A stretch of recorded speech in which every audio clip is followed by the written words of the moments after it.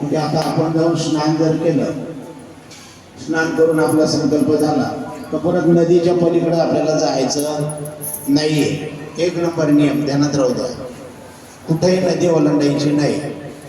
जिथं जिथं नदीच्या अडचणी राहतात तिथं आम्ही समोर राहतो, आमच्या मागं चालायचं, लक्ष द्यायचं. इथं काही नाही, अमरकंटकला गुप्त वाहती, तिथं ती कुठून गुप्त वाहती तुम्हाला माहीत नाही, म्हणून आम्ही सांगाल तसंच चालायचं. इकडून जवळ दिसतं म्हणून इकडून पटकन पळत गेले, माया ओलांडली, तुमची परिक्रमा खंडित होईल.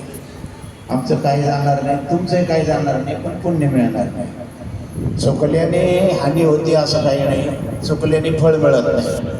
आणि नर्मदा परिक्रमेचं फार मोठं फळ आहे, तुम्हाला 15 दिवसात रोजच्या प्रवचनात कळत. तुमची कसं अशा प्रकारची भावश्रद्धा असेल तसं तुम्हाला त्याची प्राप्ती होईल. परिक्रमा करताना नदी नेहमी आपल्या उजव्या हाताला पाहिजे. परिक्रमा करताना नदी उजव्या हाताला पाहिजे. परिक्रमा करताना ओंकारेश्वरून सुरुवात करावी लागते. आपण आता ज्या तटाला बसलोय त्याला दक्षिण तट म्हणतात. दक्षिण तटाने आपल्याला जायचं आहे समुद्रापर्यंत.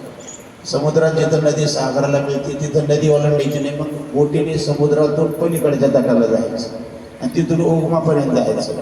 ओगमाच्या ठिकाणी गुप्त राहील, तिथं समजत नाही.